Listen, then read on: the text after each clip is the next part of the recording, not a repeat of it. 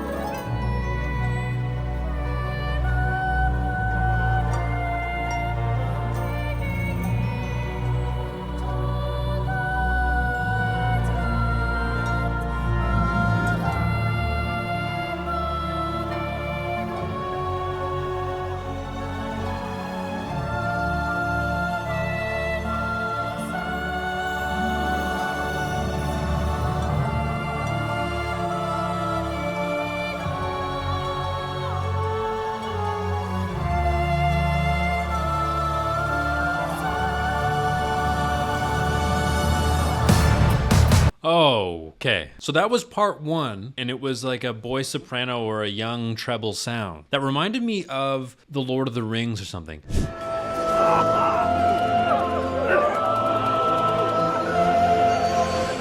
If you know me, you know that I'm a huge Lord of the Rings fan, particularly the film score of The Lord of the Rings and the use of the boy soprano, the treble voice to sort of set the scene. To me, that felt otherworldly. And isn't it interesting that the very first words that we hear in this song to start is the end? This first part is saying, the end, the songwriter is dead, the blade fell upon him, taking him to the White Lands.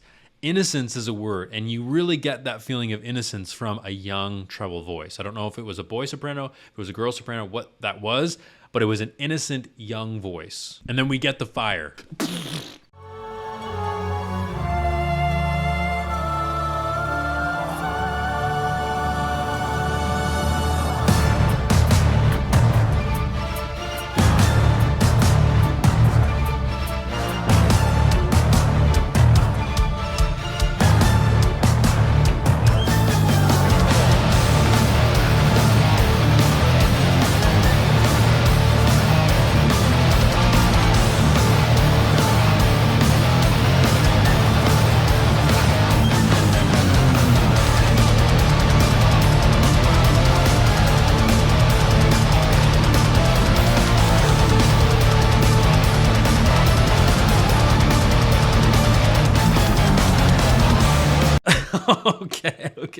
They bring the fire. I mean, the energy is huge, but the contrast between song 1 and song 2 is insane. To start, we get this innocent sound, we get this churchy, angelic quality, and then boom!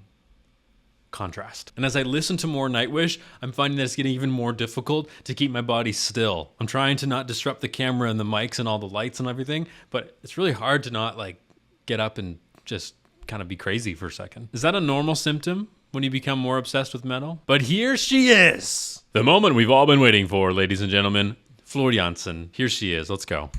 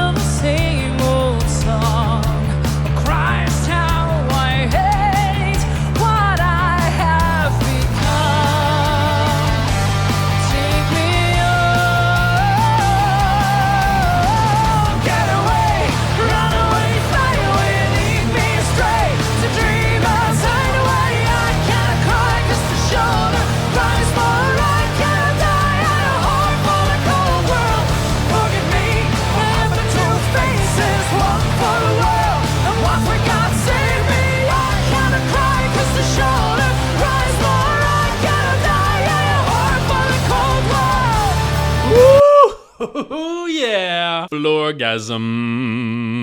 Nice. Oh God, yeah.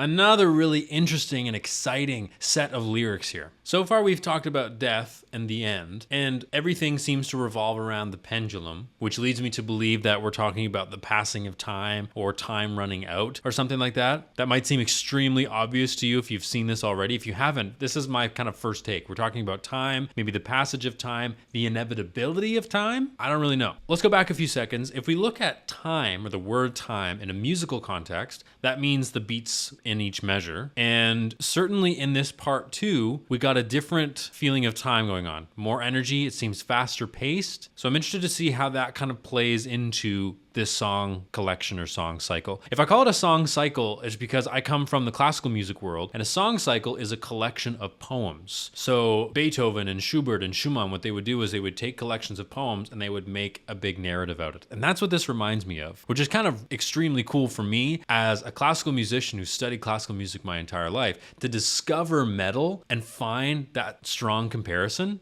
that's really cool. That's really exciting. Let's go back a few seconds. Christ, how I hate what I have become. Take me home.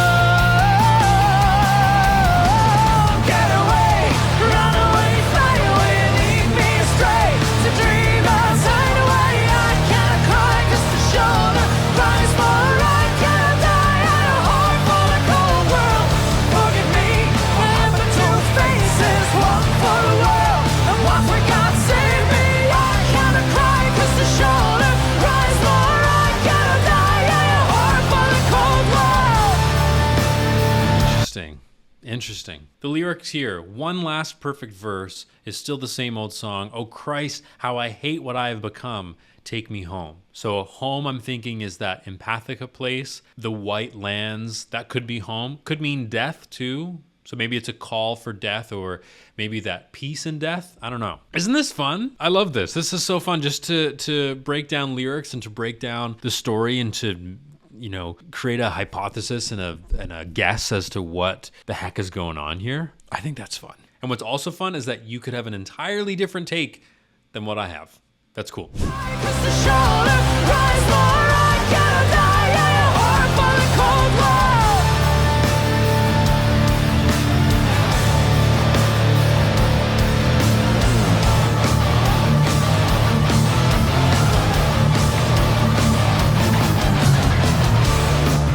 My home was there and there, those meadows of heaven, adventure-filled days, one with every smiling face.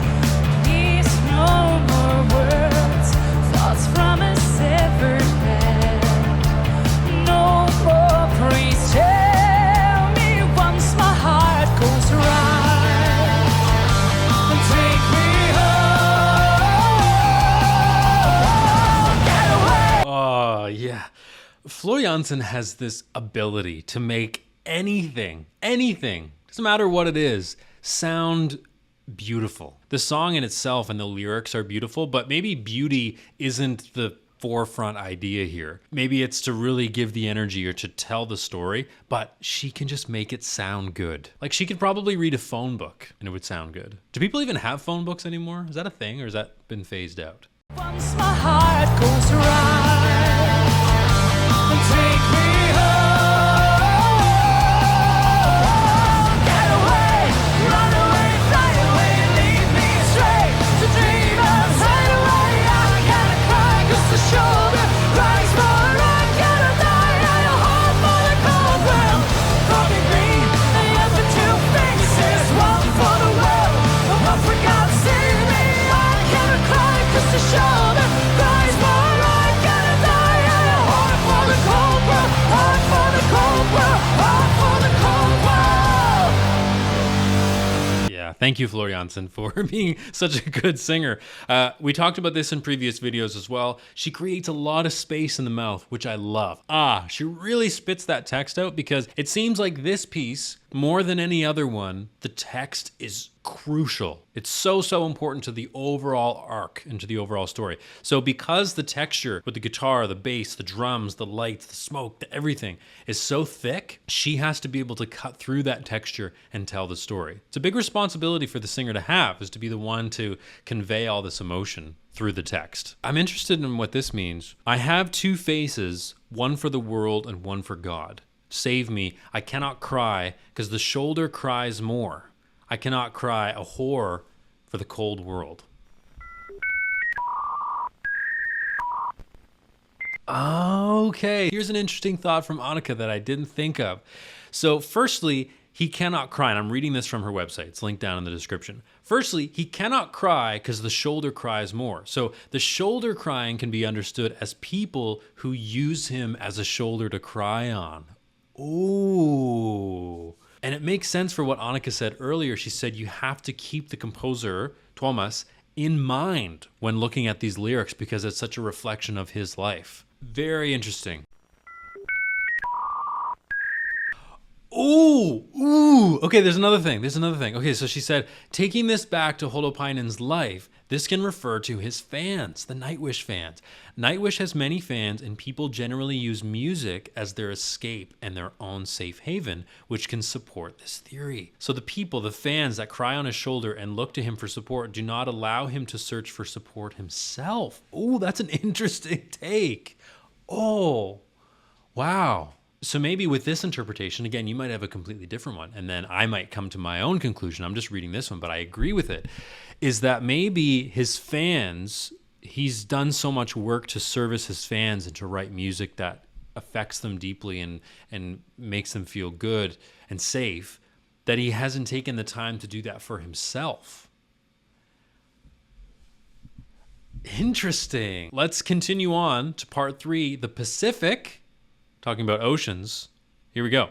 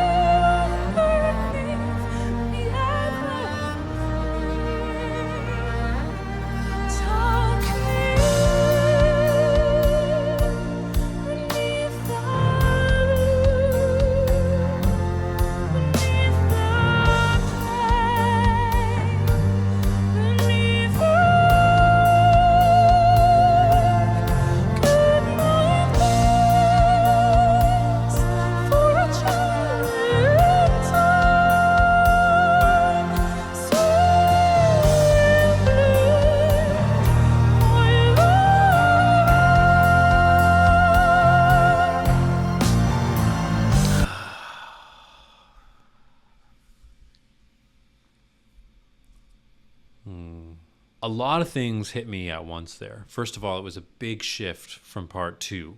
This is different. There was that rolling ocean animation in the back. Everything's very blue, very slow. And what does Flor Jansen do?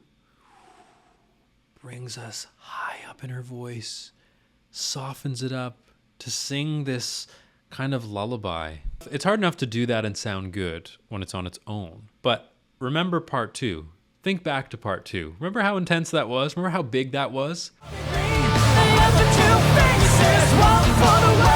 It's hard to do that back to back. I don't know how she does it. So we start off this section with the cello, which just makes me sad for some reason. There's just a depth to the cello sound that is brilliant. So we get the low end from the cello. That kind of gives us the depth. Think of the ocean depth. And then we have Flor Jansen over top. Just this like sprinkle. Just absolutely brilliant. Sparkle my scenery with turquoise waterfall, with beauty underneath the ever free. Tuck me in beneath the blue, beneath the pain, beneath the rain. Goodnight kiss for a child in time, swaying blade, my lullaby. It's peaceful, and when it's a lullaby, I get the sense of we're going to sleep, right? So maybe that's eternal rest forever.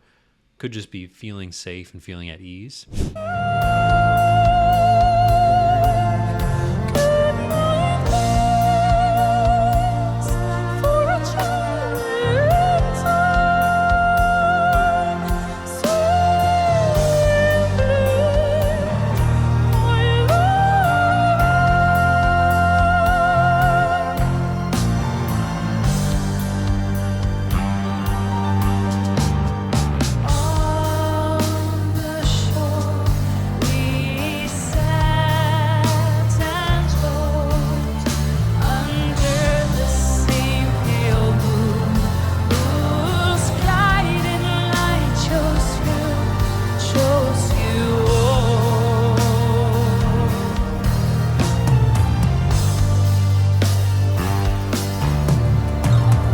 Love the angles of the keyboards. It's such an interesting and cool way to play, but I think it grounds him a little bit more, makes him feel maybe more connected to the music. But imagine how it must feel to play and perform a piece of music. I'm not a composer, so I can't really relate to this, but maybe some of you are. To play and perform something that you wrote that came from the depths of your heart, the depths of your soul. It must just be such a thrilling feeling. I can't imagine what's running through his head.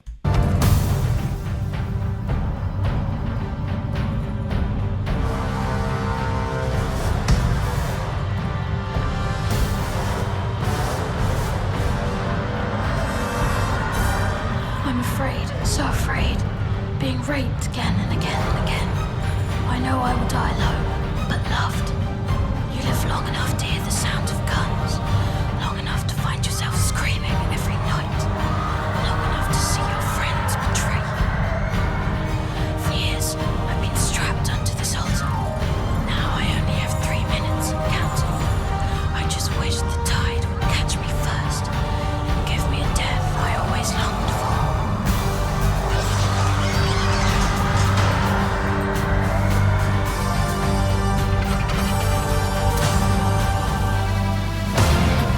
Yeah, that was very creepy. I liked it though. Cool monologue over top of the music. Interesting. Who was that? Who said that? Because that was a British voice, I think.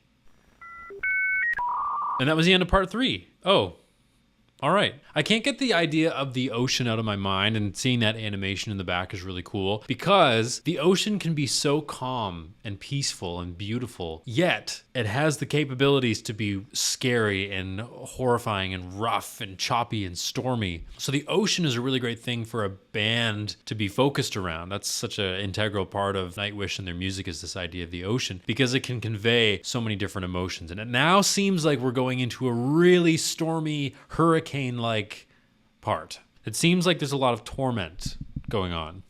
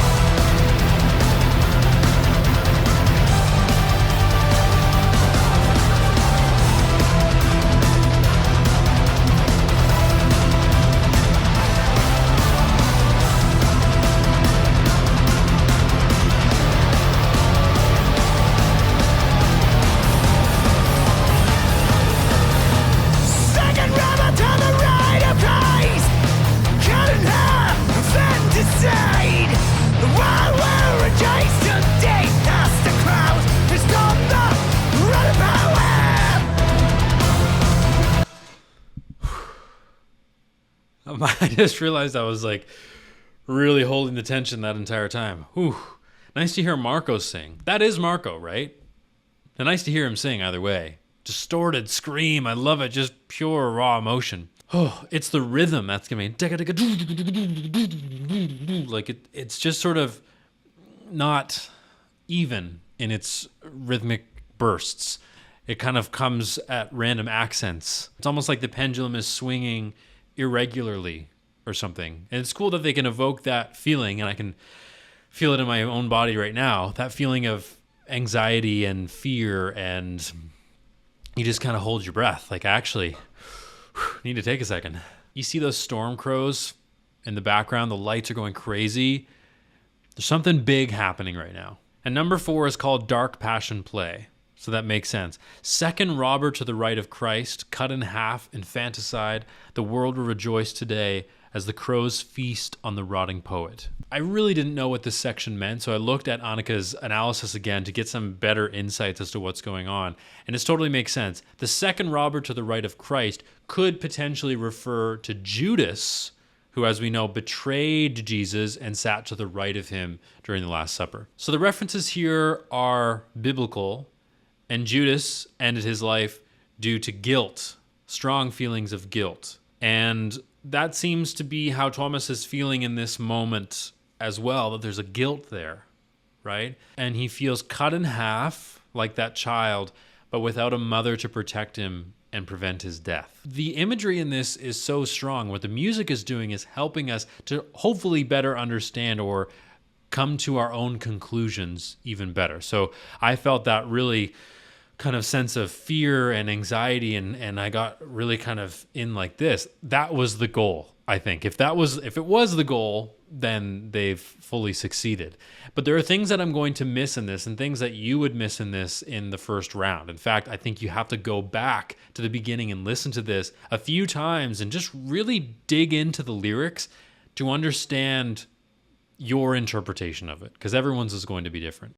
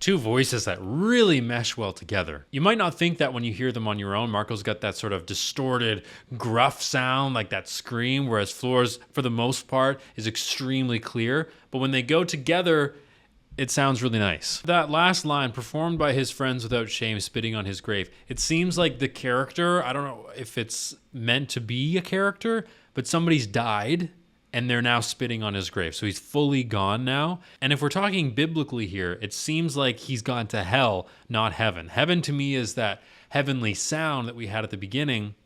And this is really like extreme and dark. And we have the return of the main theme, get away, run away, fly away. So we've come back to that.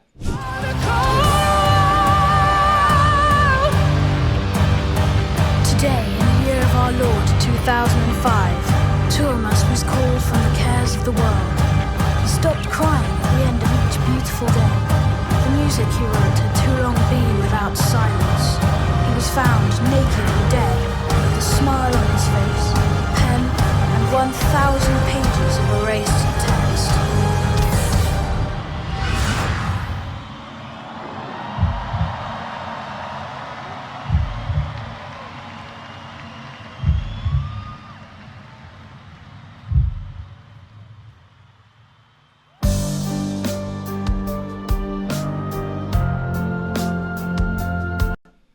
contrasts. Like, I feel like I'm like exhausted watching this. You know how people say emotional roller coaster? I feel like people use that term a little too much, but I actually feel like that's what I've gone through.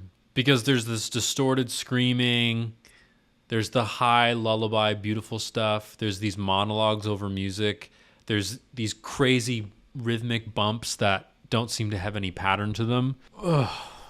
It's a lot to process, you guys. Let's try and piece together where we started and where we've gone and where we are now. So the white lands of Empathica describe a kind of heaven, something that's peaceful, sung by a young voice, or what sounded to be a young voice, to display and portray innocence. Notably with that one, the first two words were the end. And then number 2 was called home, and it seemed like we wanted home to be a place of peace and safety, but Tuomas was not able to get there. And it's in this one where we get the main chorus of the song. Get away, run away, fly away. And then we went to number 3, the Pacific, where we really got the idea of the ocean. Started very calm and soft and beautiful, but then a storm came and things got intense. I think in that storm, there came a belief of dying and dying alone, because we talked about the shoulder to cry on. He was the one that people cried on, but he didn't necessarily have anyone to cry on. So he feels alone, fearing death, perhaps, maybe more importantly, facing death alone. And then number 4, Dark Passion Play, really brought the fire. Storm crows. I think this person has gone to hell and has fully died. They spit on his grave. He felt alone. He's in hell now. Then the main chorus comes back in, and then we get this monologue kind of confirming that he died. Today, the year of our Lord, 2005, Tuomas was called from the cares of the world. He stopped crying, and at the end of each beautiful day, the music he wrote had too long been without silence. He was found naked and dead, with a smile on his face, a pen, and 1,000 pages of erased text. It's kind of like a eulogy of sorts. A eulogy is the speech that's given at a funeral. And here's number 5, Mother and Father.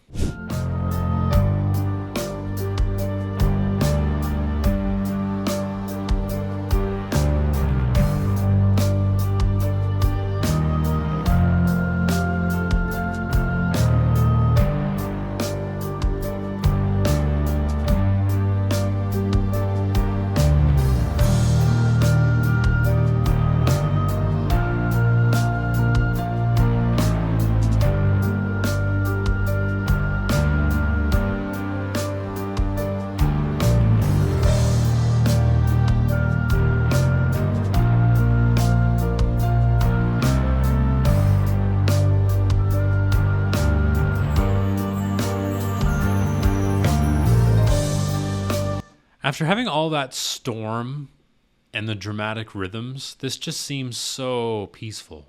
And it's called Mother and Father, so maybe he's finally made it to a place of peace and comfort. Be still, my son.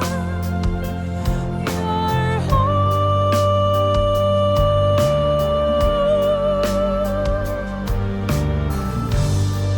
How did you become so cold?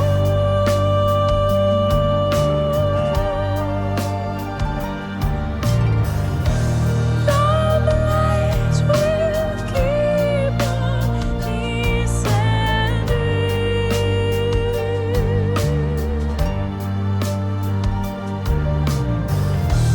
All you need is to feel my love.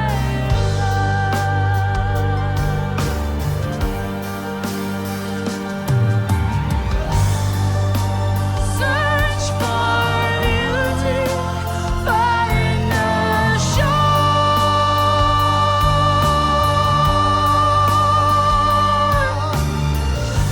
That's such an interesting line. Search for beauty, find your shore. So maybe he died, went to hell, but that wasn't the place for him either. Couldn't fully find rest there, obviously. And now is face to face with his mother, or the idea of his mother, and the mother saying, find your place of peace. Find something that works for you. Find your shore. Try to save them all, need no more.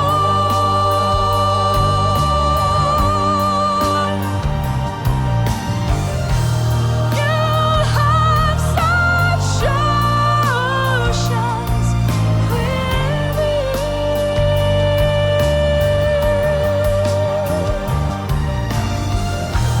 In the end, I will always love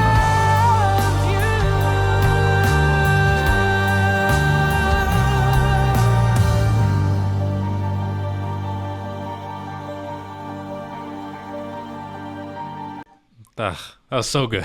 Like the way she extends into that upper range is unbelievable.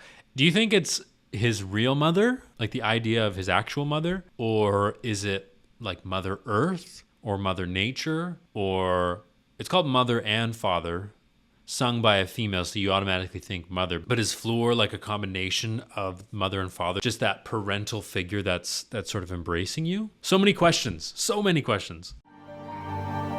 The beginning.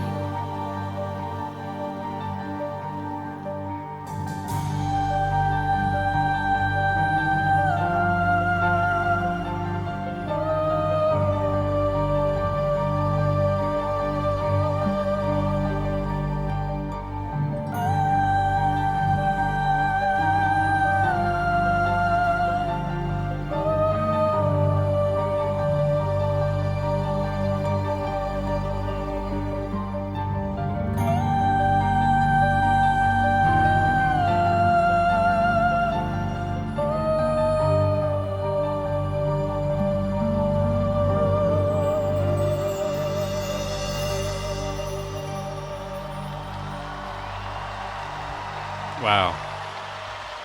Big round of applause. So I think at the end there, and I love that ethereal, high-voiced sound just sort of floating over top, to me sounded like he was finally finding his own shore. Maybe he found it. Maybe he was searching for it. And maybe just simply the search for it was enough to find peace. Because he had a mission, he had a goal in mind. And Fleur Jansen, of course, sings it beautifully. So that helps us understand it. And the ocean's just sort of rolling in the back. I really love that. That was really a beautiful journey and progression throughout that 13 minutes and 55 seconds of music. So many different questions and so many different emotions. And I have potentially more questions now than I did when I first started this. So I might have to go back and listen to it again. And if it's new to you as well, I encourage you to go back to the beginning and listen again. Because there's so many elements to this, so many ways that you can interpret it, ways that you can take it in yourself and apply it to your own life and your own experiences. And it's beautiful when a composer sort of puts it all out there for you. And I really felt like he put his heart on the page when he was writing it. And of course, the entire ensemble of Nightwish, they're so together. They do such a great job of getting all the elements there for us. And yeah, beautiful performance. I'm so excited to listen to more. I usually gush about Fleur Jansen, and it was kind of nice to have her take not a backseat in this, but to highlight some of the other musicians in the ensemble as well. Just fantastic. That's going to be it for this video. If you enjoyed it, please like and subscribe. I certainly enjoyed it. If I could like and subscribe, I would, but I can't because it's my own channel. But anyway, love you very much. If you are interested in getting some bonus content or some behind the scenes footage, or if you want your suggestions and your recommendations to go to the top of the list, Patreon is where you can do that. The link is in the description. You can click on it at the end of the video. That's going to be it for now. Love you very much, and we'll see you in the next video.